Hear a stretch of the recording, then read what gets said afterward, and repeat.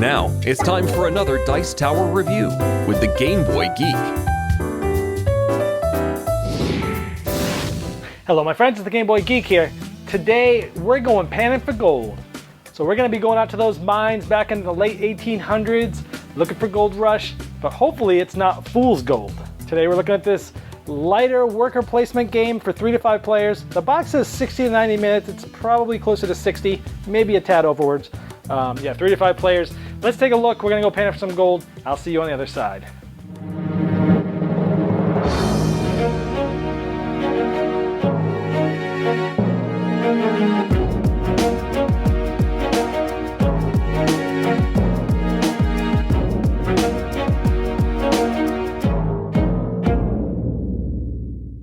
In Fool's Gold, it's a gold rush. You're going to be going through different years in the late 1800s of the gold rush and trying to go through these rounds and getting as much gold and gems as you can. And you're going to be going to the different mines in the different 5 regions of the area, like the hills, the forest or the mountains, the river, and the lake. At the beginning of the game, each person gets a shield of the color of their choice. In this case, I've got purple. And behind that shield, you're going to get some cowboy meeples, different number depending on how many players there are, 6 gold, and the start player gets this really cool pickaxe. Now the back of your shield acts as a player aid. There's 2 phases in this game, the prospecting phase, the mining phase. Shows you which actions you can take on those, and also it shows you all 6 locations that we just talked about. It shows you how many cards of 1, 2, 3, 4, 5 gold are in each of these locations by how many cards are there. There's also shows you how many gems, there's 6 in each, and 15 of just nothing. And then there's some bad cards, 3 in each of them. So this shows you a distribution of how much gold's in each of those locations. So on your turn, we go through the first phase, and then the second phase, let's see how it goes. At the beginning of a round, all these blue dice are going to get rolled, and they're going to go in their prospective areas. And this is how it might look after placement. All of these have 1, 2, 3, 4, 5, 6 numbers on the die there, and each of those dice gets placed where they go, and if there's more than one, they start getting closer to the actual mine. And so here we have this, and notice there was no 4, so right now nobody can go into the river. On your turn in the prospecting phase, you can do one of 4 things. Usually what you'll do is you'll take one of your miners, and you will place them on any spot that's available. So in this case, maybe I want to put this guy here, and because I put him here, I'm going to pay 4 gold. So I'm going to take 4 gold from behind my shield and put it in front of my shield because that is spent cash. That would be my turn and go to the next player. A second thing that possibly that you could do on your turn, again you only get 1 move, is you can take any of these wild 6 dice and move it to the very next spot in any place that's available. And in this case, you pay the amount of coins to how many dice were there before you pushed it there. There's 1 die here, he put it there, that person would have to spend 1 coin and that would be his turn. For example, if I put this die here, it'd be 0 coins because there's no dice here. It's just the amount of dice that were there before. And that's one of the second actions you can take. The third choice you have is you could take one of your miners and just put them right in front of your screen and take back 3 gold that you've already spent back here to spend in a future turn. And that allowed me to have 5 gold, so on my next turn I'd be able to go here, and because again when you place a guy I'd spend 5 gold, and that would be the end of basically all the moves I could do. And on my turn, if I still had some guys left and I wanted to pass, I could take all of the guys from behind my screen and divvy them up any way I see fit, putting them on an actual location. So in this case, this guy's going to the forest. He's just kind of here by himself. He doesn't go on a spot, but he's kind of in the forest. We'll tell you why you would do that in just a moment. Once everybody has spent all their money and used other guys and or passed, we then move to the mining phase. Now starting with the hills and going clockwise, we would mine each place. Let's focus on the forest though. Let's just say we're here. Now, first thing we do is we look at the priority. And the priority is deemed by the amount of people at the mine. The yellow guy's here, he's the closest here. You'd think he'd have priority, but he doesn't because there's only 1 yellow guy here total. There's 2 purple and 2 blue. So purple and blue both have a priority over yellow because they have more guys collectively at this mine. Purple has priority because he's closer, so he has the tiebreaker between blue. So the purple player is closest in priority. Now, what we get to do is we get to see what is found at the mine. The way you do this is you take the number of people in these spots, multiplying it by the dice. This is why it's important as one of those actions to be able to add dice to some of that, because it actually adds the amount of choices you'll have. So it's going to be 3 times 3, so we get to draw 9 cards from here. So then we're going to take these 9 cards and start putting them in categories. We have a gem, we'll talk about those later. We have a gold. we have a bad card, foul weather. This means there's one less card that's going to come out. So this one goes away, and we're going to take one less card out. So we take the one from the bottom and put it at the bottom of the deck. And then, so we keep going. Ooh, we have a gold. We have a gold. Silt, which is basically nothing.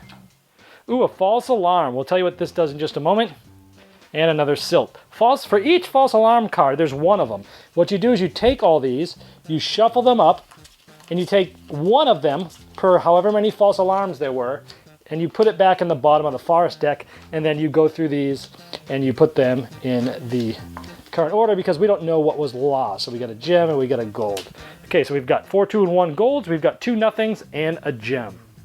So again, purple has priority. So purple has first choice. They can do one of 3 things.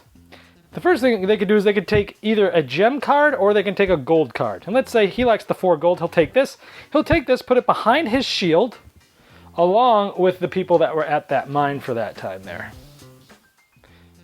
In this case, it was the only guy there, so he came back with the other guy. We then reassess priority. Yellow isn't closest, but again, blue has 2 people, so blue actually has priority. So blue decides to take the gem and put it behind them. Now yellow's last, so he's basically going to get the last shot here. He can either take one of these 2 golds, or he can take 2 new pieces of gold from the supply and put it behind his screen. That will allow him to have more actions in the future round because all of the gold that you spend each round comes back to you every round. So this actually gives you more cash for the rest of the game. The last option is to go to winter. If he goes to winter, we lay him down, and all the other ones would resolve first in the normal way, then we'd come back to winter. For everyone that's at winter, we have a winter die here. This die would get rolled, and that tells you how many cards are going to come out. In this case, 2, and then we go in priority order again, just like before. In this case, he's the only one there, so you can grab one of these 2 cards. He gets it. Sometimes winter's good, sometimes it can be really bad. It's just a press your luck mechanism in the game. So we do winter for the rest of them, and after that's done, that's pretty much the end of the round. At the end of the round, we pass the pickaxe to somebody to the left. We take all of the people you have and all the money that you've spent in front of you, and you put it back because you get to get all your money back at the end of each round. Then each player is going to take 1 more person and 1 more dollar, put those behind the screen. So as the rounds go, you're going to get more and more people and more money. But the gold's going to be less and less because it's going to be getting eaten up during the beginning of the game. This will continue until all 5 rounds are ended. Then we go to end game scoring, which is pretty unique. At the end of the game, you're going to line up all your cards from the different locations like this, put your gems together, and then put the gold from each one together. Then what you're going to do is, first of all, if you did not get gold from every single place, every one of the 5 places, you get -5 points for every one you didn't get. So I have 4 of the locations, but I never got a blue river card. So I'm going to start off with -5 points. Second thing you do is you look at the place that had the most amount of gold. The lake got me 9. This is fool's gold because it was so easy to find that it was not real gold. So everyone throws away the color that gave them the most. Absolutely cool. So then from the rest of this, then we just tally up the score. So essentially we would add up all these numbers and then we would look at the gems. I have 4 different gems. Now you can only collect 1 of each color. And this shows me I had 4. So 1, 2, 3, I have 4 of them. So I get 10 points for the gems. And I would add up the rest of this. And so I would have 24 points. Whoever has the most points is the winner. All right, well, there's Fool's Gold. Now, I was interested in this because I heard it was sort of a gateway level worker placement game, and I think there's a niche there that's not readily tapped into that much. Some might say Lords of Waterdeep. Sure, mechanically, it's sort of a gateway game, but Aunt Bunny ain't touching a Dungeons & Dragons theme. I can't get a non-gamer to play that very easily. You know, Stone Age, yeah, it's good, but sometimes it can run super long. There's still a decent amount of stuff going on. I'd like something a little bit more streamlined, a little bit quicker. So did this fit the bill? It's not necessarily a straight worker placement game because there's a lot of other things going on. What I do like about the game, first, let me tell you, is thematically, a lot of the arc of the game makes sense. At the beginning of the gold rush, there weren't a lot of people there, and those people were getting a lot of gold. So at the beginning of the game, you don't have that many people, and you don't have that much money, and you're going to the mines, and maybe having more people there versus having, you know, going for the priority means more because you're going to get more cards and there's more gold at the beginning of the game. As the years go on, more and more people influx in there. You're getting more people at the end of each round, more money. And that thematically makes sense too. And as you're going to the mines, there's more people, but you're getting less gold because it's getting snuck up there. It reminded me a little bit of that Thieves mechanism where you know what's in each of the different areas and you can see it getting scratched up and you try and decide which one should I go to. And I really like that aspect of trying to speculate what's left, trying to remember that because it's hidden as to what people are taking. So that information was good. It's pretty simple. I mean, the decisions you have to make, what do I do? Do I put a guy there and pay a lot for one spot that I really need? I like how the game kind of pushes you to being a generalist, not being specifically into one or two areas, because if you're not doing something in every area, you're going to get penalized at the end for scoring. And of course, taking away the fool's gold of wherever you got all your money from, the most from, goes away in the scoring. That's pretty cool. What we found is because of that, the games are very tightly scored. Even this one guy, and this gets me to the luck aspect, it's a pretty good, decent balance of strategy and luck. However, the dice rolls can kill you in this game because, you might be waiting for winter, right? Because you're in low priority, you're not going to get anything, there's nothing good left. Wait for winter, you roll the die, maybe even get a decent roll, but nothing comes out, a bunch of silt, right? Or some hazards. And we saw this one guy get absolutely crushed, like 4 times in a row at different locations towards the end of the game in the winter season that got like nothing. But he only ended up like 3 points away from the winner. So like it was very balanced and I liked that about the game. So there were a lot of things I did like about the game.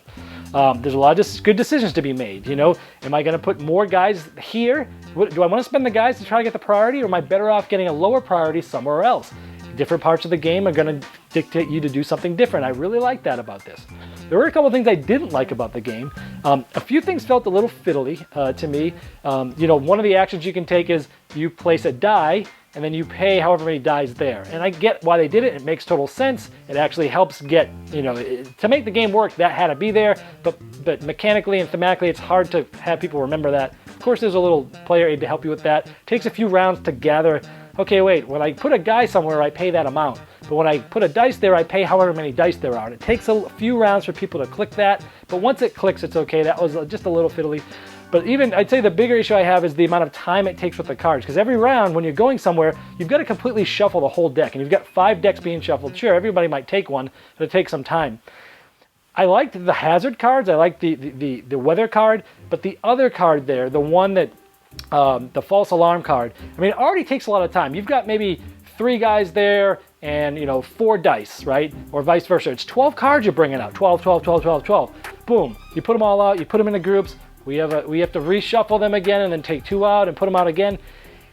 And I get why that card's there, and I like having the hazards there, but it kind of made the game go a little longer than it probably should have, and a lot of that was some downtime of shuffling. So there's a lot of card shuffling in this game. You got 5 areas that are going to be shuffled every round. Some of them are going to be shuffled multiple times, especially towards the end of the game where there's not much gold left.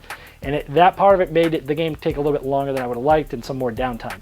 So there's a lot of positives, a few little nitpick negatives there. If you're looking for a 60-ish minute worker placement game that has some decent luck, but decent strategy and a decent amount of luck as well, then Fool's Gold is going to be one that you want to check out. Thanks so much for watching the Dice Tower videos. Find more great videos and reviews, as well as our top-rated audio podcast at Dicetower.com. You can also find other great shows at DicetowerNetwork.com. I'm Eric Summerer, and you've been watching The Dice Tower. The Dice Tower is sponsored by Cool Stuff Inc., where you can find great games for great prices. Cool stuff in stock. Check them out at CoolStuffInc.com.